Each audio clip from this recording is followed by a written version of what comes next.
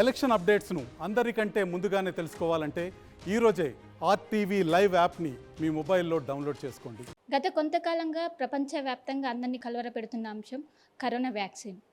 మొదటి నుంచి కూడా ఏదైతే కరోనా వ్యాక్సిన్ గురించి ప్రజలు అనేక అపోహలు, అనుమానాలు ఉన్నాయి. అయినప్పటికీ కరోనా నుంచి బయటపడడానికి ఇది ఒకటే మార్గం కావడంతో అందరూ దాదాపు 95% మంది ప్రజలు ఈ అవకాశాన్ని ఉపయోగించుకున్నారు. మొదటి నుంచి కూడా ఏదైతే ఈ టీకాని సప్లై చేసిన కంపెనీలు ఉంటే ఎలాంటి సైడ్ ఎఫెక్ట్స్ లేవని చెప్పుకుంటూ వచ్చింది. కానీ ఈ మధ్య కొంతకాలంగా యూకేలో దీనికి సంబంధించిన వార్త ఒకటి వైరల్ అయింది. అక్కడ 81 మంది మరణాలు సంభవించాయి. దీనిపైన కోర్టులో కేసు అయినది. దీని గురించి ఏదైతే కోవాక్సిన్ ఈ వ్యాక్సిన్ సంబంధించిన ఆస్ట్రాజెనికా కంపెనీ ఉన్నదో దీనివల్ల సైడ్ ఎఫెక్ట్స్ ఉన్నాయి, అరుదైన సైడ్ ఎఫెక్ట్స్, చాలా రేరుగా ఉంటుందని స్వయంగా ఒప్పుకుంది. ఇది ఒప్పుకున్న కొన్ని రోజుల వ్యవధిలోనే ఏదైతే దీనికి సంబంధించిన ప్రొడక్షన్ ఉంటుందో మొత్తం ఆపేస్తున్నట్లు చెప్పింది. అసలు దీనికి గల కారణాలు ఏంటి అంటే మొత్తం ఒకటేసారి ఇలా ఆపేయడానికి గల కారణాలు ఏంటి? దీని గురించి మనతో మాట్లాడడానికి క్లినికల్ ఫార్మకాలజిస్ట్, అదేవిధంగా state medical council vice chairman Srinivas గారు ఉన్నారు. వారితో మాట్లాడదాం. సార్ చెప్పండి, మొన్ననే తాజాగా చెప్పింది దీనివల్ల అరుదైన సైడ్ ఎఫెక్ట్స్ ఉంటాయని, మళ్ళీ ఈ కొంతకాలంలోనే మళ్ళీ మొత్తంగా విత్డ్రా చేసుకుంటానని చెప్తుంది. దీనికి గల కారణాలు ఏంటంటారు? డెఫినెట్గా ఇప్పుడు ఆస్ట్రేలియా కంపెనీ ఏదో యూకే ఉందో ఆక్స్ఫర్డ్ యూనివర్సిటీ వాళ్ళతో సహకారంతో తర్వాత ఇండియా లోపల పూణే సీరం ఇన్స్టిట్యూట్ వాళ్ళ యొక్క Australia vaccine, Covishield vaccine produce చేశారు. సో దీంట్లో ఏంటంటే మెయిన్గా కంపెనీ యాక్సెప్ట్ చేసింది రిగార్డింగ్ రేర్ సైడ్ ఎఫెక్ట్స్ వస్తాయని చెప్పేసి థ్రాంబోసైటోపినియా, థ్రాంబోలైసిస్ సిండ్రోమ్ అనేది వస్తుంది, రక్తం గడ్డగట్టకపోవడం కావచ్చు, ప్లేట్లెట్స్ పడిపోవడం, సో ఇట్లాంటి సైడ్ ఎఫెక్ట్స్ వస్తాయని చెప్పేసి కంపెనీ యాక్సెప్ట్ చేసింది.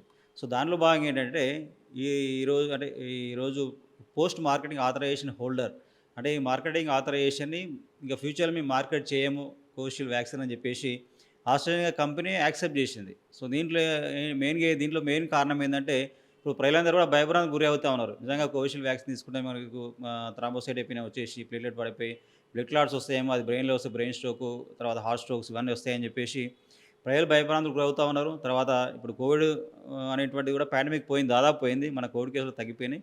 సో దీనిలో భాగంగా కోవిషీల్డ్ కంపెనీయే మేము వ్యాక్సిన్ని మార్కెట్ చేయట్లేదు, మా పోస్ట్ మార్కెటేషన్ ఆథరైజేషన్ మేము స్టాప్ చేస్తున్నామని చెప్పేసి ఈరోజు ఆస్ట్రేలియా కంపెనీ చెప్పింది. కాకపోతే ఏంటంటే ఒక రేర్ సైడ్ ఎఫెక్ట్స్ అందరికీ రావు, రేర్ సైడ్ ఎఫెక్ట్స్ అంటే లక్షలో ఒకరికి ఇద్దరికో, 10 లక్షల్లో ఒక 5 to 10 మెంబర్స్ అంతే తప్ప వ్యాక్సిన్ తీసుకున్న వాళ్ళందరికీ సైడ్ ఎఫెక్ట్స్ రావు. కాకపోతే ఏంటంటే ప్రజలందరూ కూడా కొంచెం పానిక్ అయి ఉన్నారు, భయభ్రాంతులు గురై పానిక్ అవుతూ ఉన్నారు. కాబట్టి సో డెఫినెట్గా ఈ యొక్క డిసిషన్ ఏదైతే తీసుకుందో సో మనం కూడా యాక్సెప్ట్ చేయాల్సిన అవసరం ఉన్నది. ఎందుకంటే ప్రజలు మళ్ళీ ఫ్యూచర్లో ఏమైనా కోవిడ్ అక్కడక్కడ కేసులు వచ్చినా కూడా మళ్ళీ కోవిషీల్డ్ తీసుకొని మాకు నిజంగా దీనివల్ల స్ట్రోక్స్ వస్తున్నాయి, బ్లడ్ క్లాట్స్ అవుతున్నాయి పానిక్ పోతున్నటువంటి సందర్భం లోపల సో ఇట్లాంటి విత్డ్రా చేస్తున్నాం అనేటువంటిది తీసుకోవడము మంచి పరిణామం అయినప్పటికీ కూడా సో ఫ్యూచర్లో మళ్ళీ కోవిడ్-19 ఇలాంటి పాండమిక్ వచ్చినప్పుడు సో మళ్ళీ వ్యాక్సిన్ అందుబాటులో లేకపోతే కనుక సో ఇది కూడా ప్రజలకు లాసే. 2 రకాలుగా ఉంటాయి. సో ఏ వ్యాక్సిన్ అయినా ఏ డ్రగ్ అయినా కూడా రిస్క్ అండ్ బెనిఫిట్ రేషియో ఉంటుంది. సో బెనిఫిట్ అనేటువంటిది రిస్క్ని అధిగమించేసి ఇప్పుడు బెనిఫిట్ 100 మందికి రిస్క్ అనేది 0.01% ఉంటే డెఫినెట్గా ప్రజలకు కావచ్చు, కంపెనీస్ కానీ, వ్యాక్సిన్ తీసుకున్నటువంటి వాళ్ళకు సో అందరూ కూడా బెనిఫిట్ ఉంటుంది. సో బెనిఫిట్ రిస్క్ రేషియో ప్రకారమే డ్రగ్స్ కానీ, వ్యాక్సిన్స్ కానీ, ఇంకేదైనా మనకు ఏదైనా కూడా దీని ప్రకారం మనకు ప్రొడక్షన్ జరుగుతుంది. సో ప్రజలందరికీ అందుబాటులో ఉంటుంది. కోవిడ్-19 పాండమిక్ కానీ, వేరే రకాల డిసీజెస్ కావచ్చు, యాంటీ క్యాన్సర్ డ్రగ్స్ కానీ, యాంటీబయాటిక్స్ కానీ ఏదైనా కూడా బెనిఫిట్ రిస్క్ రేషియో ప్రకారంగా ఫార్మా కంపెనీ ప్రొడ్యూస్ చేస్తాయి. సో రిస్క్ ఏదైనా కూడా తక్కువ ఉండాలని మనం అనుకుంటాం. సో కంపెనీస్ ఏవైనా కూడా అదే అనుకుంటాం. బట్ రీసెర్చ్లో భాగంగా ఏంటంటే ఇది రేర్ సైడ్ ఎఫెక్టే, రెగ్యులర్గా వచ్చే సైడ్ ఎఫెక్ట్ కాదు. సో చాలా తక్కువ స్థాయిలో సైడ్ ఎఫెక్ట్స్ వస్తాయి, అరుదైన సైడ్ ఎఫెక్ట్స్ వస్తాయని చెప్పేసి లక్షల లోపల ఒకరికో ఇద్దరికో వస్తుందని చెప్పేసి కంపెనీ యాక్సెప్ట్ చేసింది. బట్ ఏదైనప్పటికి కూడా సో వ్యాక్సిన్ విత్డ్రా చేసుకోవడం అనేటువంటిది సో మనం యాక్సెప్ట్ చేసినప్పటికి కూడా సో ఫ్యూచర్లో ఇంకా రీసెర్చ్కి కొంత నెగిటివిటీ వచ్చే అవకాశం అనేది ఉంటుందనేది కూడా మనం ఆలోచన చేసుకోవాలి. కోవాక్సిన్ సంబంధించిన స్టాక్ ఇప్పుడు ఇండియాలో ఉందా?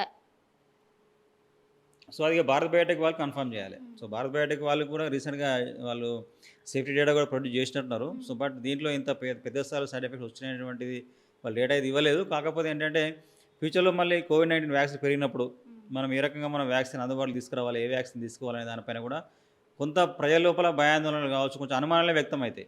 ఎందుకంటే ఇప్పుడు మళ్ళీ ఫ్యూచర్లో మనకు మోస్ట్లీ ఇప్పుడైతే పాండమిక్ లేదు, బట్ ఫ్యూచర్లో ఏమైనా కేసులు పెరిగితే కనుక ప్రజలు వ్యాక్సిన్ తీసుకోవడానికి కూడా ముందుకు రారు.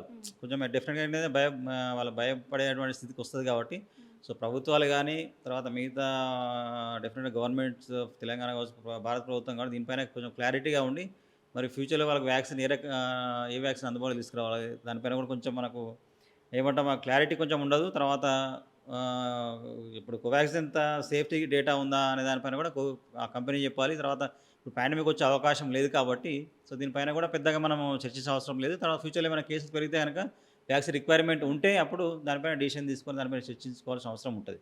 ఆల్రెడీ మార్కెట్లో ఎగ్జిస్టింగ్ ఉన్న ఇప్పుడు ఈ వ్యాక్సిన్ దాన్ని వాడొచ్చా ఏంటి ఇప్పుడు వాళ్ళు? ఇప్పుడు కోవిషీల్డ్ కంపెనీ చెప్పింది, ఆస్ట్రేలియన్ కంపెనీ మేము బ్యాన్ చేస్తున్నాము, ఆథరైజేషన్ హోల్డర్ మేము విత్డ్రా చేసుకున్నాం అని చెప్పింది. కాబట్టి ఇక వాళ్ళు పోస్ట్ మార్కెటింగ్ వాళ్ళు డ్రగ్స్ ఏమంటారు మీ వ్యాక్సిన్ వయల్స్ ఇవ్వరు. వాళ్ళు ఒకవేళ ఉన్నాయి కూడా వాటిని ఇవ్వకుండా యాజ్ ఏ బయోమెడికల్ వేస్టేజ్ ప్రకారం ఏదైతే మనము దాన్ని డిస్ట్రాయ్ చేస్తామో సో దాని ప్రకారంగా వాళ్ళు వ్యాక్సిన్స్ రిటర్న్ తీసుకుంటారు. వాళ్ళు ప్రొడక్షన్ కంపెనీ రిటర్న్ తీసేసుకొని ఏదైతే ఆల్రెడీ కొంతమందికి సప్లై చేశారు వాళ్ళ దగ్గర కంపెనీ రిటర్న్ తీసేసుకొని మన బయోమెడికల్ వేస్టేజ్ ప్రకారంగా దాని వాళ్ళు డిస్ట్రాయ్ చేసుకునే అవకాశం ఉంటుంది. సో డెఫినెట్గా ఏంటంటే ప్రజలు కూడా ఇప్పుడు ఆల్రెడీ కంపెనీ విత్డ్రా చేసుకున్నది. సో డెఫినెట్గా ఏంటంటే వ్యాక్సిన్స్ మేము ఇవ్వము, మార్కెట్ చేయమని చెప్పేసి పోస్ట్ మార్కెట్ ఆథరైజేషన్ వాళ్ళు విత్డ్రా చేసుకున్నారు. కాబట్టి సో ప్రజలు కూడా కోవిషీల్డ్ వ్యాక్సిన్ తీసుకోకండి. సో వచ్చే సైడ్ ఎఫెక్ట్స్ చాలా తక్కువ స్థాయిలో ఉంటాయి. లక్షలు ఒకరికి ఇద్దరికి వస్తే అరుదైన సైడ్ ఎఫెక్ట్స్ అన్నప్పటి సారీ వాళ్ళు ధృవీకరించారు. కాబట్టి ధృవీకరించడంతో పాటుగా వ్యాక్సిన్ విత్డ్రా చేస్తున్నారు. సో మేము మార్కెట్ ఆథరైజేషన్ విత్డ్రా చేసుకున్నామని చెప్పారు. కాబట్టి ప్రజలు ఫ్యూచర్లో కోవిడ్-19 పాండమిక్ వచ్చి మళ్ళీ కేసులు పెరిగి వ్యాక్సిన్ తీసుకోవాలని ప్రభుత్వం చెప్పి ప్రభుత్వం కూడా ఏ వ్యాక్సిన్ తీసుకోవాలో చెప్తుంది. అయినప్పటికీ కూడా ఫ్యూచర్లో కోవిషీల్డ్ వ్యాక్సిన్ మేము విత్డ్రా చేస్తున్నామని కంపెనీ యాక్సెప్ట్ చేసింది. కాబట్టి ఫ్యూచర్లో వ్యాక్సిన్ తీసుకోవద్దు, కోవిషీల్డ్ వ్యాక్సిన్ తీసుకోవద్దు అనేటువంటి మెసేజ్ కూడా ప్రజలు తీసుకోవాల్సిన అవసరం ఉన్నది. సో దీని ప్రకారంగా ఇండియాలో ఎక్కువగా కోవాక్సిన్ అండ్ కోవిషీల్డ్ అనేది ఎక్కువ అందుబాటులో, కానీ అందరికీ అందుబాటులో ఉన్నది అనేది కోవిషీల్డ్ వేసుకున్న వాళ్ళకి ఇప్పుడు ఎలాంటి సూచనలు? కొంతమంది చాలా మందిలో భయాలు ఉన్నాయి, వాళ్ళకి ఏం చెప్తారు మీరు చివరిగా? డెఫినెట్గా అమ్మా ఇప్పుడు అరుదైన సైడ్ ఎఫెక్ట్స్ వస్తాయని చెప్పేసి వాళ్ళు యాక్సెప్ట్ చేశారు, మనం కూడా ఒప్పుకున్నాము, కంపెనీ విత్డ్రా చేసుకుంది. కాబట్టి ఏంటంటే ఇది షార్ట్ టర్మ్ సైడ్ ఎఫెక్ట్సే రావచ్చు. అంటే వ్యాక్సిన్ తీసుకున్న కొంతకాలం పాటే ఉంటుంది తప్ప ఆల్రెడీ 3 years దాటిపోయింది. కాబట్టి సో దీనిపైన మేజర్ సైడ్ ఎఫెక్ట్స్ వచ్చేటువంటి వాళ్ళు ప్రకటించిన దానిలో రేర్ సైడ్ ఎఫెక్ట్స్ అని చెప్పారు. సో దాంట్లో మెజారిటీ ఈ 3 years టైం తర్వాత మనకు వచ్చేటువంటి అవకాశం దాదాపు 99% లేదు. ఓకే, వాళ్ళు చెప్పినటువంటి క్లాట్స్ కానీ బ్రెయిన్ స్ట్రోక్స్ కావచ్చు, ఎంఐలు కానీ ఇంకా వేరే డీఫిన్ థ్రాంబోసిస్ కానీ కాళ్ళలో రక్తగోడలు రావడం కావచ్చు, ఇట్లాంటివి అయితే మెజారిటీ 99.99% ఇప్పుడు వచ్చే అవకాశం లేదు. వాళ్ళు తీసుకున్నప్పుడు ఏదో కొంతమందిలో వచ్చే అవకాశం ఉంది, ఆల్రెడీ వచ్చినాయి. యూకేలో 81 deaths అయినాయి. బట్ మనకి ఇప్పుడు వచ్చేటువంటి అవకాశం దాదాపు లేదు. సో దీనికి ఎవరు కూడా భయపడడానికి గురి కావాల్సిన అవసరం లేదు.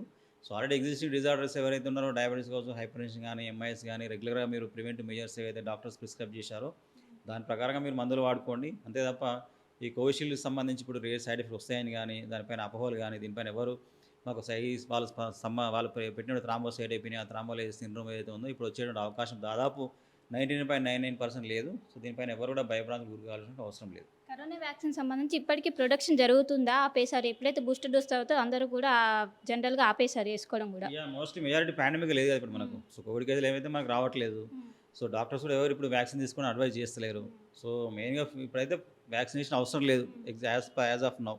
ఫ్యూచర్లో ఏమైనా కోవిడ్-19 కేసులు పెరిగి మళ్ళీ పాండమిక్ కాకుండా కొన్ని కేసులు పెరిగితే ప్రభుత్వం చెప్తుంది, భారత ప్రభుత్వం చెప్తుంది. దాని ప్రకారం తెలంగాణ గవర్నమెంట్ మీరు వ్యాక్సిన్ తీసుకోమని చెప్తుంది. ఏ రకమైన వ్యాక్సిన్ మీరు తీసుకోవాలి, అది కోవాక్సిన్ ఇంకా వేరే వ్యాక్సిన్ తీసుకొని గవర్నమెంట్సే చెప్తాయి. కాబట్టి ఇప్పుడు మనకు అంత అర్జెంటుగా కానీ లేదా రొటీన్గా కానీ కోవిడ్-19 వ్యాక్సిన్ తీసుకోవాల్సిన ఆవశ్యకత కానీ అవసరం కానీ ఇప్పుడు లేదు. సో కాబట్టి ఏంటంటే వ్యాక్సిన్ ఇప్పుడు అవసరం లేదు. తర్వాత కోవిషీల్డ్ వ్యాక్సిన్ తీసుకోవాల్సిన అవసరం లేదని చెప్పేసి మేము విత్డ్రా చేస్తున్నప్పుడు కంపెనీ చెప్పింది. కాబట్టి కోవిషీల్డ్ వ్యాక్సిన్ కూడా తీసుకోవాల్సిన అవసరం లేదు.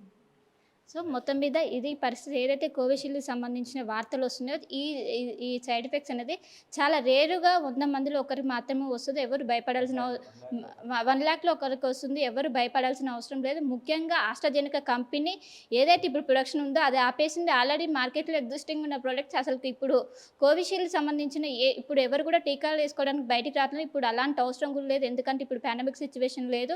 ఇప్పుడు ఎవరు డాక్టర్స్ కూడా సజెస్ట్ చేయట్లేదు. అండ్ అధికారికంగా భారత్ దీనికి సంబంధించి ఎలాంటివి ప్రభుత్వం నుంచి సూచనలు రాలేదు. వచ్చిన అనంతరం మొత్తం కూడా బ్యాన్ చేసే అవకాశం ఉందని ఒకవైపు వైద్యులు అయితే చెప్తున్నారు. కెమెరా పర్సన్ శివతో కలిసి శిల్ప, RTV హైదరాబాద్.